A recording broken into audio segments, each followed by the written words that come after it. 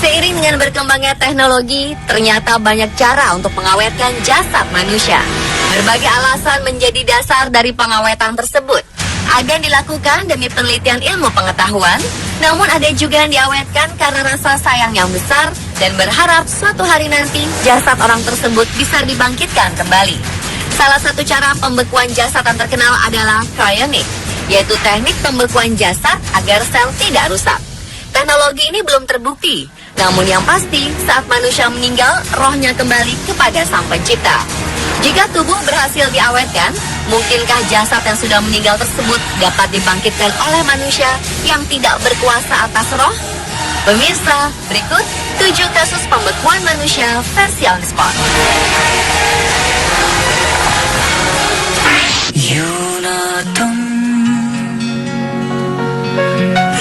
Seorang guru spiritual di India yaitu Ashutosh Maharaj yang sudah meninggal Januari silam dibekukan oleh para pengikutnya. Jenazah sang guru ditempatkan dalam sebuah lemari pendingin untuk mempertahankan tubuhnya karena diyakini ia akan kembali hidup untuk memimpin mereka. Terlebih Maharaj ditemukan tak bernyawa saat sedang berada dalam kondisi meditasi yang mendalam. Maharaj dinyatakan meninggal oleh pihak berwenang di negara bagian Punjab setelah diduga mengalami serangan jantung. Maharaj merupakan pemimpin organisasi Divya Jyoti Jagrati Sansthan atau misi kebangkitan cahaya ilahi yang mengklaim mempunyai pengikut lebih dari 30 juta orang. Bagi para pengikutnya, sang guru bukan meninggal. Bagi mereka, ilmu kedokteran tidak memahami hal-hal seperti ilmu yoga. Mereka sangat yakin Maharaj akan datang kembali. Menurut juru bicara organisasi tersebut yaitu Swami Visalanan, meskipun para dokter telah menyatakan Maharaj secara klinis meninggal, tapi sebenarnya sang guru masih hidup dan sedang dalam keadaan semedi yang merupakan tingkat tertinggi dalam meditasi. Menurut Visalanan juga, jenazah sang guru yang berusia 70 tahunan itu tidak membusuk sebelum mereka memasukkannya ke dalam lemari pendingin.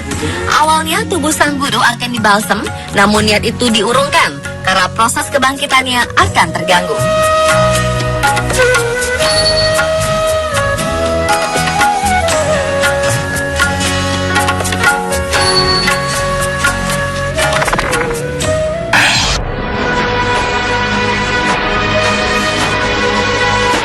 Seorang balita berusia 2 tahun di Bangkok, Thailand, meninggal karena mengidap kanker langka pada April 2014 lalu. Atas permintaan orang tuanya, balita bernama Mathrin Noavaratpong itu kemudian dibekukan dengan harapan akan bisa dihidupkan kembali suatu hari nanti ketika obat penyakitnya telah ditemukan. Ia pun menjadi orang termuda secara genetik dibekukan. Putri pertama keluarga Noavaratpong itu menderita ependimoblastoma dengan keberadaan tumor sebesar 11 cm. Selama berbulan-bulan, gadis kecil itu menjalani sejumlah operasi, namun sel kanker telah menyebar di sebagian besar otak. Malang, gadis kecil itu harus kehilangan 80% otak sebelah kiri. Kondisi ini membuat harapan untuk sembuh jadi makin tipis. Dan setelah meninggal, orang tua Mathrin yang juga seorang dokter mengambil keputusan untuk mencoba cryonics, yaitu pembekuan dengan harapan Mathrin bisa dihidupkan kembali setelah obatnya ditemukan. Sebelum mereka membuat keputusan, keluarga menghubungi Alcor Life Extension Foundation, salah satu organisasi terbesar yang menawarkan cryonics. Akhirnya perfusi chiroprotective Mathrin dilakukan di Thailand sebelum pengiriman tubuh Mathrin ke Amerika. Menurut Direktur Medis yaitu Aaron Drake, otak Mathrin telah diambil dan dipelihara dalam stainless steel. Vakum wadah terisolasi yang diisi dengan nitrogen cair. Tubuhnya akan disimpan lagi dalam cryofreeze sampai obat ditemukan.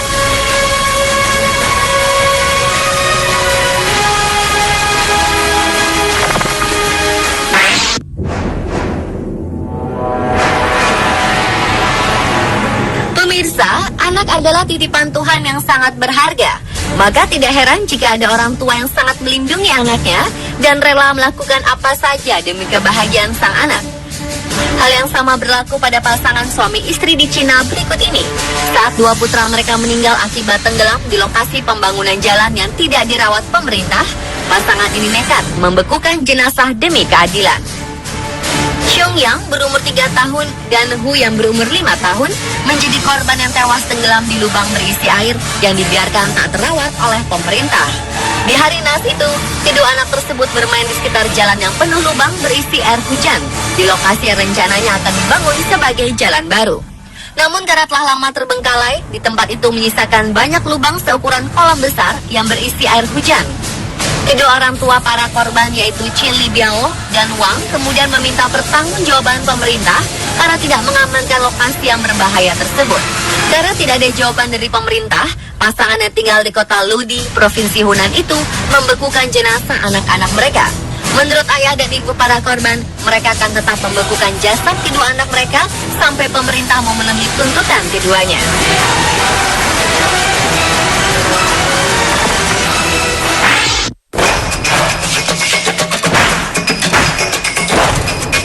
Pemirsa, ternyata teknologi pembekuan manusia bukan di zaman modern saja baru terjadi. Hal itu sebenarnya sudah lama terjadi, walau dengan cara yang tidak secanggih sekarang.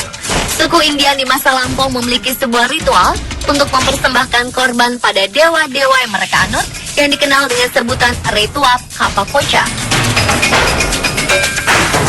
Hal itu terungkap saat ditemukan jasad gadis suku Inka yang masih dalam keadaan baik, padahal jasadnya sudah berusia lebih dari 500 tahun. Pada 1999 lalu, sekelompok peneliti menemukan mumi gadis yang diperkirakan berusia 15 tahun saat dikorbankan. Konon, ia adalah salah satu gadis dengan kondisi tubuh yang sempurna, sehat dan cantik. Namun sayang, ia hidup untuk dipersiapkan menjadi sesembahan bagi dewa.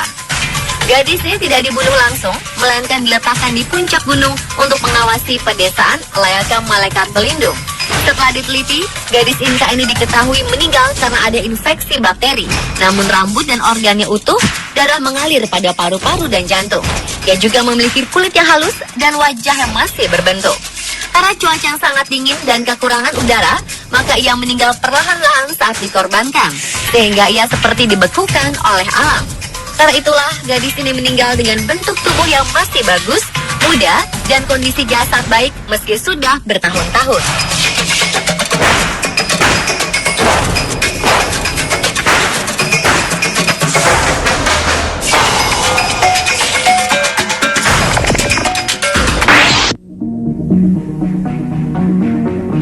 Selanjutnya adalah pembekuan Sama'a Zahir. Sama'a adalah bayi yang baru berusia 1 bulan saat dokter memutuskan ia harus dioperasi. Jika tidak, Sama'a dapat meninggal. Pembuluh darah Sama'a yang mengalir ke jantungnya terhubung dengan cara yang salah. Seharusnya pembuluh darah itu membawa darah yang berisi oksigen dari paru-paru ke sisi kiri jantung, tetapi yang terjadi justru sebaliknya. Namun para dokter di Great Ormond Street Hospital di London menemui kesulitan saat harus mengoperasi bayi kecil tersebut. Akhirnya para dokter membuat sebuah terobosan revolusioner, yaitu agar dapat bertahan hidup, bayi ini terpaksa harus dibuat mati suri dengan cara dibekukan. Darahnya didinginkan dari suhu normal manusia, yaitu 37 derajat Celcius, menjadi 18 derajat, menggunakan mesin bypass jantung dan paru-paru.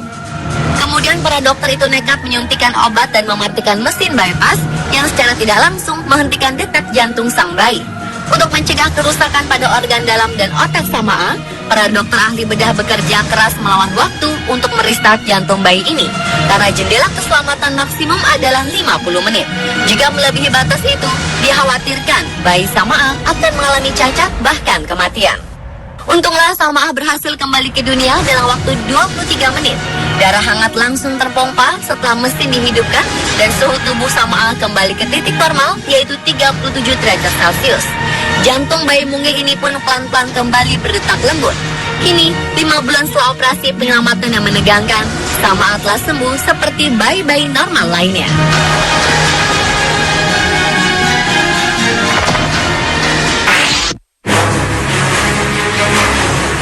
Berbicara tentang cryonic, yaitu teknik pembekuan jasad agar sel tidak rusak sehingga bisa dibangkitkan lagi suatu saat nanti, sepertinya tidak lepas dari penemunya, yaitu Robert Ettinger.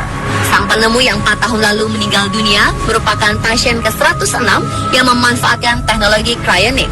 Jenazah Robert yang meninggal di usia 92 tahun pada Juli 2011 silam langsung diproses beberapa menit setelah dinyatakan meninggal dengan diberi lapisan es. Selanjutnya, jaringan tubuhnya diisi dengan senyawa tertentu lalu dibekukan dengan nitrogen cair. Setelah itu, jenazah Robert dimasukkan dalam peti khusus yang dinamakan cryostat untuk menjaganya agar tetap berada di bawah titik beku.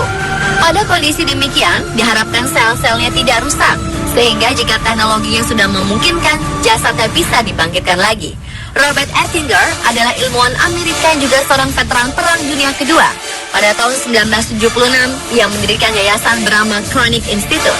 Dari ribuan anggotanya, ternyata tidak semua anggota ingin mengawetkan jasadnya sendiri jika kelak meninggal dunia. Sebagian hanya ingin mengawetkan DNA atau organ tertentu. Jenazah pertama yang dibekukan dengan teknik ini adalah ibu kandung Robert Ettinger sendiri, yaitu Ria Ettinger, yang meninggal tahun 1977. Jenazah kedua adalah istrinya sendiri, Elaine. Sedangkan istri keduanya, yaitu May Ettinger, menjadi pasien ke-34 yang jasadnya dibekukan dengan cryonic.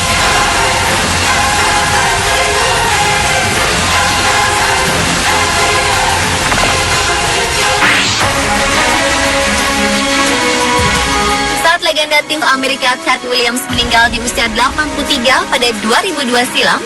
Tubuhnya dibekukan supaya ia bisa dihidupkan lagi di masa mendatang. Padahal pada 1996 sebelum meninggal, Ted sendiri membuat wasiat bahwa ia ingin dikremasi jika meninggal dunia dan abunya disebar di lautan.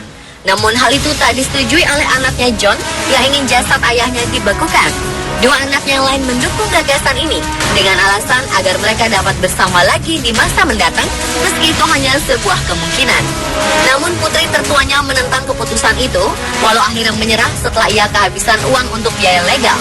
Keputusan untuk kremasi dan membekukan tubuh Ted sendiri sempat memantik kontroversi besar dalam keluarga sang atlet, hingga sempat terjadi tuntut-menuntut.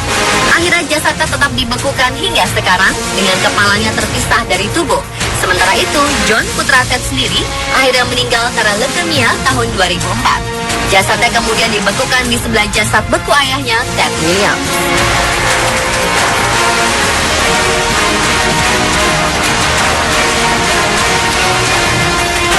Pemirsa, itulah 7 kasus pembekuan manusia versi On The Spot.